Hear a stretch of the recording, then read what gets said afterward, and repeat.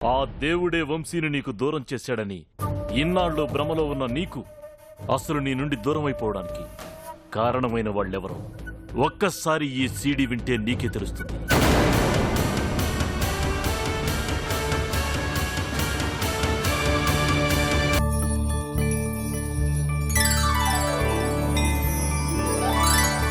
ఓంకారం నీవే, శ్రీకారం నీవే, అనగనగా కథకు ఆధారం నీవే.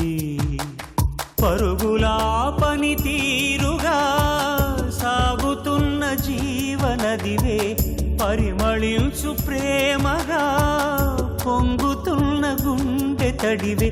ఓరమణి సుగుణమణి స్వార్థమెరుగదు నీవునికి, ఇవ్వమని ఆ దేవుడిని నువ్వు కోరేదొకటే ఎన్నటికీ, ముత్యమంత పసుపు. ఈ వీరబాబు గారు తిరిగి వచ్చేలోపు ఎలాగైనా ఊరు దాటేయాలి.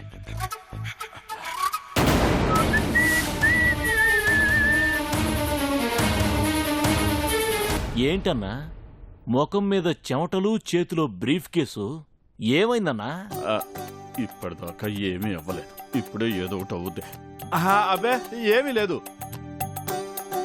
ఏమీ లేకపోతే ఇంత టెన్షన్ ఎందుకు పడుతున్నావన్నా నువ్వు? ఈ బ్రీఫ్ కేసులో ఏముంది? అబ్బే ఏమీ లేదు, పాత బట్టలు భయ్యా, పాత బట్టలు కదా, ఉతికించి ఇస్త్రీ చేయించుకోద్దామని బయలుదేరా. బ్రీఫ్ కేసులో పాత బట్టలేంటనా? అంటే ఎంతైనా నేను డాన్ని కదా, పాత బట్టలు చేత్తో పట్టుకుంటే అసహ్యంగా ఉంటదని బ్రీఫ్ కేసులో ప్లాన్ చేసి ఇస్త్రీకి తీసుకెళ్తున్నా. నేను బయటికి వెళ్ళొస్తాను, 1 గంట అయితే వాడు కుట్టు కట్టేస్తాడు. అబ్బా, ఇంకా పాత బట్టలు ఉతికించుకోవడం ఏంటనా? కళాంజలికి వెళ్లి కొత్త బట్టలు కొనుక్కునే ప్లాన్ చేశాను నేను. ఇంతకు ముందు నేను ప్లాన్ చేస్తే ఎదుటి వాళ్ళు భయపడేవాళ్ళు, ఇప్పుడు నీ నోటి వెంట ప్లాన్ అన్న మాట వస్తుంటే నాకు భయం వేస్తుంది భయ్యా. బాలే జోకేసేవన్నా నువ్వు. నా భయం నీకు జోకులా అనిపిస్తుందన్నమాట. సరే, అది వదిలేసి ముందు నువ్వు వేసిన ప్లాన్ ఏంటో అది చెప్పు. అన్నా,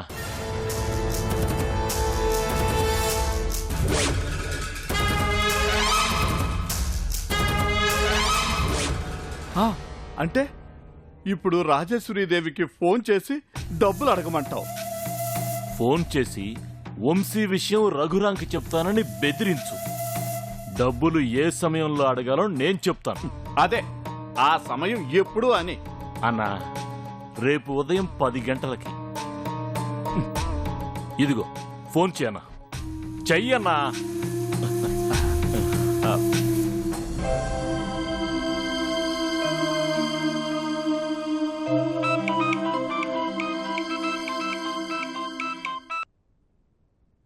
హలో, రాజేశ్వరీదేవి గారు నమస్తే. ఎవరు? నేనండి, భగవాన్ని. నా గొంతన్నా గుర్తుపట్టలేదా? చెప్పు, ఎందుకు ఫోన్ చేశావు? ఏమి లేదు రాజేశ్వరీదేవి గారు, చేతిలో పని లేక డబ్బులు లేక ఖాళీగా తిని కూర్చోవలసి వస్తుంది. ఖర్చులకి డబ్బులు లేవు, ఒక 20 లక్షలు కావాలి. ఎప్పుడు ఎక్కడికి తీసుకురావాలని రేపు ఉదయం 10 గంటలకు ఫోన్ చేసి చెప్తాను. డబ్బు రెడీ చేసి పెట్టుకోండి. భగవాన్, పిచ్చి పిచ్చిగా ఉందా?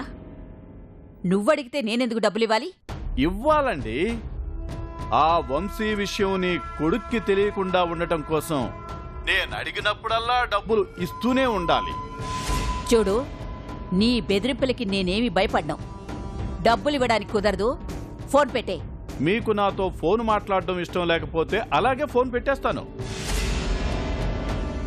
కానీ వెంటనే నేను నీ కొడుక్కి ఫోన్ చేస్తాను, నిజం చెప్పేస్తాను.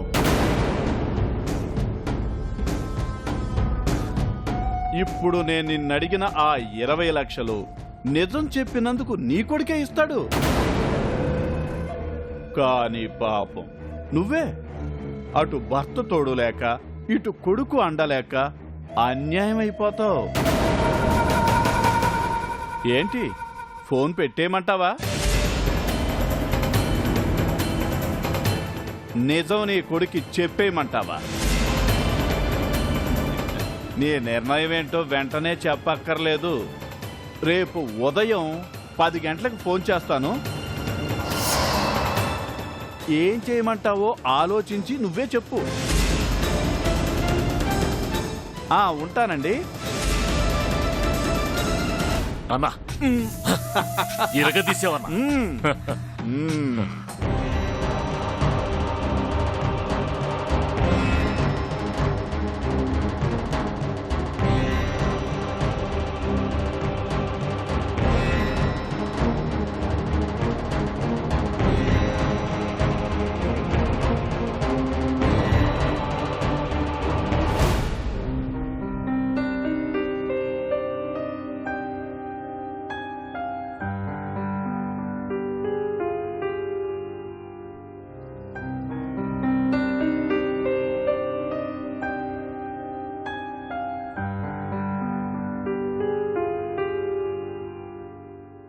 Excuse me sir.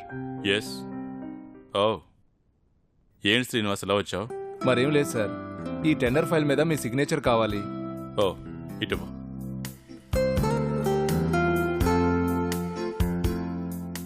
టోటల్ ఎంతో చెక్ చేశారా? చేశాం సార్.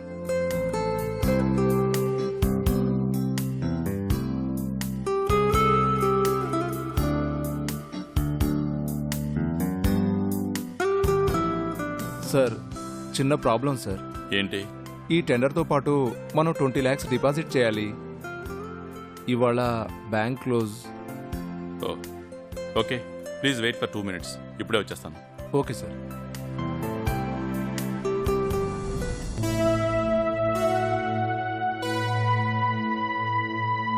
మా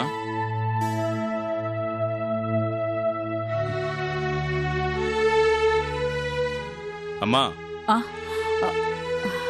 ఏంటమ్మా ఏం ఆలోచిస్తున్నావు? ఆ, ఆ, ఏం లేదురా, ఏం లేదు. సరే అమ్మా, అర్జెంట్గా 20 లక్షలు కావాలి. మొన్న నీకు ఇచ్చిన బ్రీఫ్ కేసులో డబ్బు ఉంది, కాస్త తీసివమ్మా.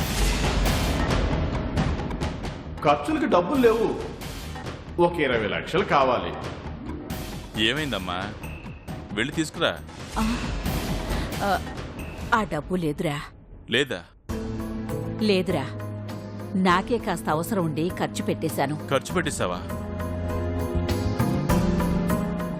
ఏంట్రా అలా ఆలోచిస్తున్నావు? నీ డబ్బు నేను ఖర్చు పెట్టకూడదా? చచ్చా లేక నన్నేమైనా లెక్కలు రాసి పెట్టమంటావా? చచ్చా అవేం మాటలమ్మా. నువ్వెప్పుడు ఇలా ఖర్చు పెట్టలేదు కదా, అందుకే అలా అన్నాను. ఈ ఆస్తి అంతా నీది. ఇది ఖర్చు పెట్టడానికి నువ్వెవరి అనుమతి అడగాల్సిన అవసరం లేదమ్మా. సర్లే అమ్మా, నేను ఏదోలా అడ్జస్ట్ చేసుకుంటాను.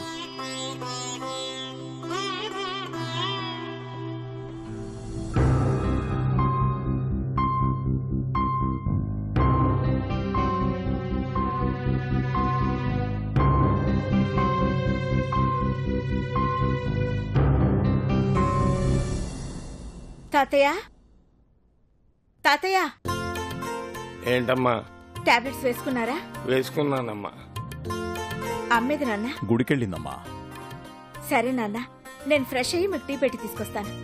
అలాగేనమ్మా.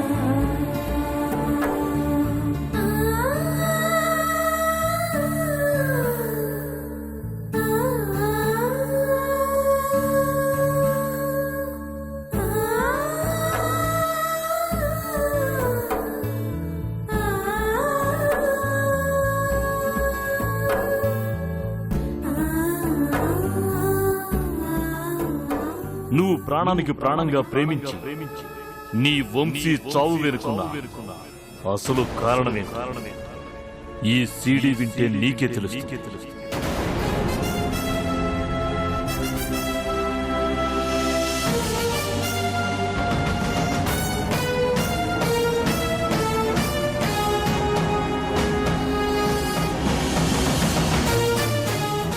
ఆ వీరబాబు మాటలు విని నేను నా వాళ్ళని అనుమానించడం లేదు కదా. వీరబాబు నాన్నని బ్లాక్మెయిల్ చేశాడు. ఆకాష్ రఘురామ్ గారిని నాకు దూరం చేయాలని ప్రయత్నించాడు. నా జీవితాన్ని నాశనం చేయాలని చూశాడు. అలాంటివాడు నా మంచు కోసం ఏ పని చేయడు. ఆ వీరబాబుకి నేను తన మేనకోడలన్న అభిమానమే లేదు. నేను తనకి దక్కలేదన్న కక్ష మాత్రమే ఉంది. అలాంటి వాడి మాటలు వినాల్సిన అవసరం ఏం లేదు.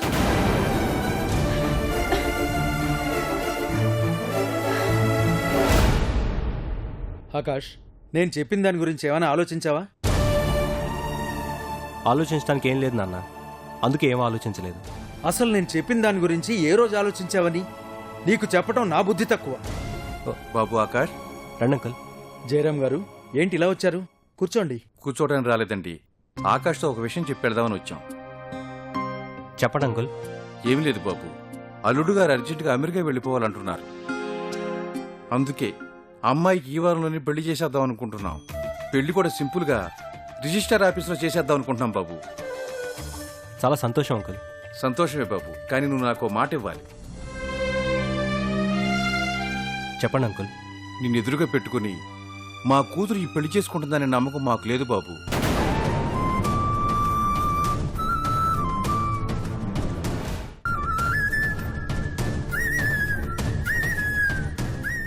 ఏమండి, ఏం మాట్లాడుతున్నారు మీరు? మన కోసం ఇంత చేసిన ఆకాష్తో ఇలా మాట్లాడుతున్నారా? ఇంత చేశాడు కనుక నేను వద్దంటున్నానే. నీకంతా వివరంగా చెప్పే ఓపిక ఇప్పుడు నాకు లేదు. కాస్త అర్థం చేసుకుని సైలెంట్గా ఉండు బాబు. ఆకాష్, నా ఆలోచనని ఆవేదనని అర్థం చేసుకునే గొప్ప మనసు నీకుందని నాకు తెలుసు.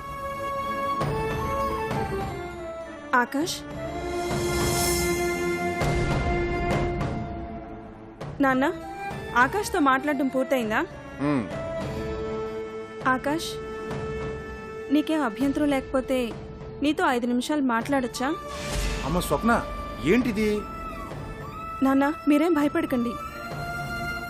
నా పెళ్ళైన తర్వాత నేను ఆకాష్తో ముందులా ఎప్పటికీ మాట్లాడలేను.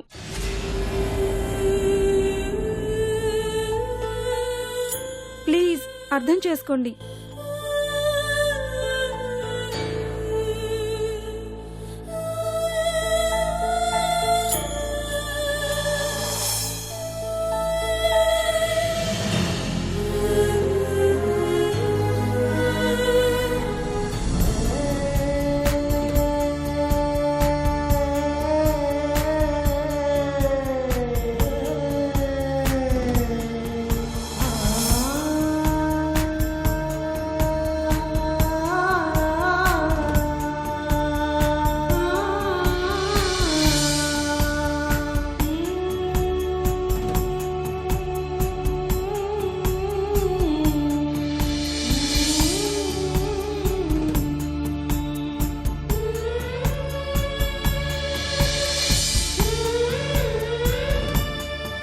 థ్యాంక్స్ ఆకాష్, నువ్వు నాతో మాట్లాడడానికి ఒప్పుకుంటావు అనుకోలేదు.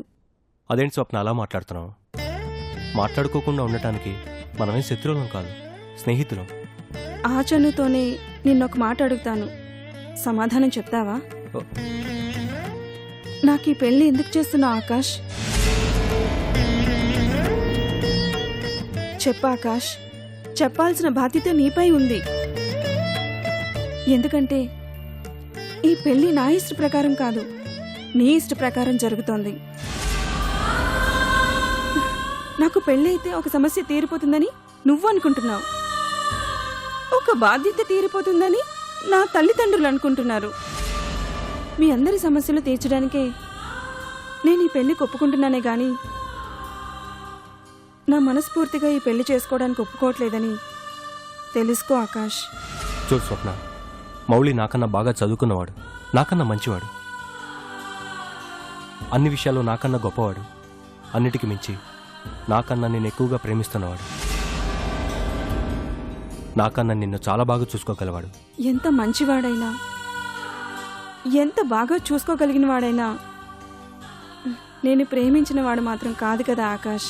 మనం ప్రేమించే వాళ్ళకన్నా మనల్ని ప్రేమించే వాళ్ళతో జీవితం బాగుంటుంది స్వప్న.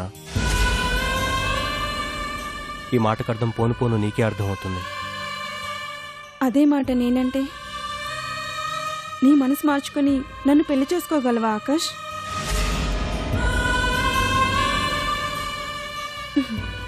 సమాధానం చెప్పలేకపోతున్నావు కదా.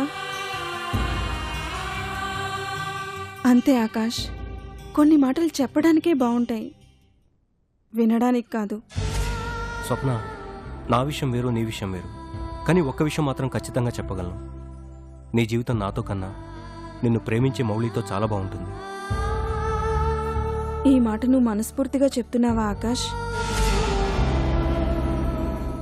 నాకు తెలుసు ఆకాష్, నాకు ఈ మాటలన్నీ నిన్ను నువ్వు సమర్థించుకోవడానికే చెప్తున్నావని నాకు తెలుసు ఆకాష్. కానీ నాకు తెలియంది ఒకటే, ఒకరిని మనసులో ఉంచుకొని నాతో నువ్వు పెళ్లికి ఒప్పుకోలేదంటే నేను అర్థం చేసుకోగలను. కానీ నీ మనసులో ఎవరూ లేరని, అయినా నేనంటే ఇష్టం లేదని అంటున్నావు. నన్ను ఎలా నమ్మమంటావు ఆకాష్? చెప్పు ఆకాష్, నీ మనసులో ఉన్నది ఎవరు? చెప్పు. కళ్యాణి కదూ? అవును స్వప్న. మరి ఆ విషయం కళ్యాణికి చెప్పొచ్చుగా ఆకాష్? లే స్వప్న, నేను కళ్యాణిని ఫోటో చూసే తనని లవ్ చేశాను. అప్పుడే తనకు చెప్పాలనుకున్నాను. కానీ అప్పుడు చెప్పడానికి తను నా దగ్గర లేదు. ఇప్పుడు చెప్పడానికి కళ్యాణి నా దగ్గరున్న చెప్పే అవకాశం లేదు. స్వప్న, జీవితంలో ప్రేమ ఒక్కసారి పుడుతుంది. నా జీవితంలో ప్రేమ పుట్టడం, పురిట్లోనే చనిపోవటం వెంట వెంటనే జరిగిపోయినాయి. ఇంకా నా జీవితంలో ప్రేమనే మాటకి తావులేదు. థ్యాంక్స్ ఆకాష్, ఇప్పటికైనా నీ మనసులో ఉన్న నిజాన్ని బయటపెట్టినందుకు నిజంగా థ్యాంక్స్. సరే ఆకాష్, నేను ఇక బయలుదేరుతాను. బహుశా మనం ఇక కలవడం ఇదే చివరిసారేమో.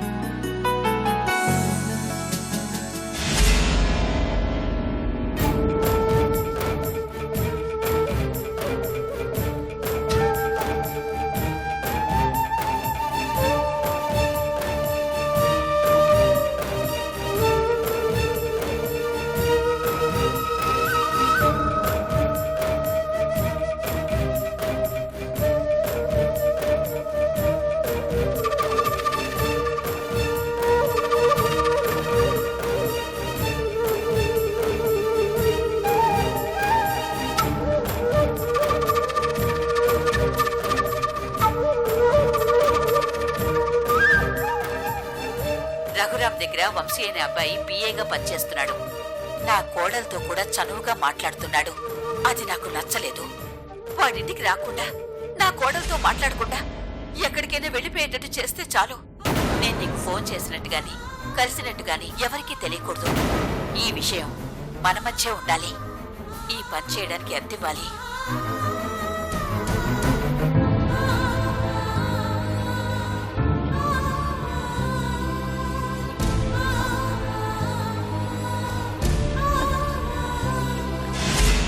రాజేశ్వరి దేవి గారు ఇలా చేసుంటారా? లేదు, ఆవిడలా ఎప్పటికీ చేయదు. అయినా ఆవిడకి వంశీ అంటే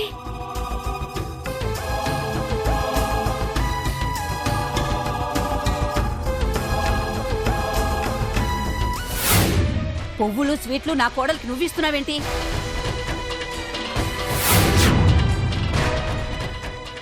వాడు ఆఫీసులో ఉంటే నీకింటి దగ్గరే పని? వాడికి బుద్ధి లేకపోతే పోయింది, నీకన్నా బుద్ధి ఉండక్కర్లేదు. వాడు ఆఫీసులో ఉంటే నువ్విక్కడ ఉండడం నాకేమీ నచ్చలేదు. లే, ముందులే.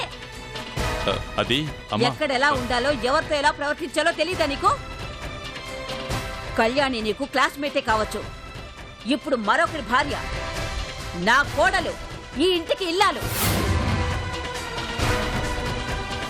ఆడదానికి పరాయి మగాడితో అతి చనువు పనికిరాదు, అది నీకు తెలీదు?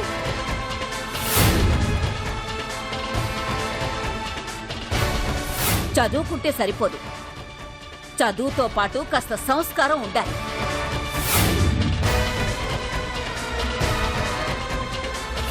ఇలాంటి మర్యాదస్తులు ఇంట్లో ఉన్నప్పుడు సభ్యతగా ప్రవర్తించడం నేర్చుకో. ఛీ!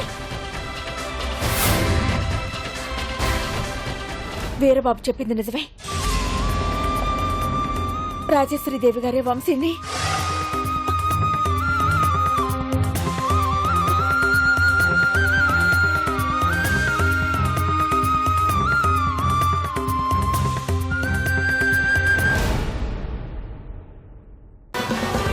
మీరు రాజేశ్వరీదేవి అనే ఒక దెయ్యమని, దేవతల జనాల్ని నమ్మించి మోసం చేస్తున్నారని నాకివాళే తెలిసింది.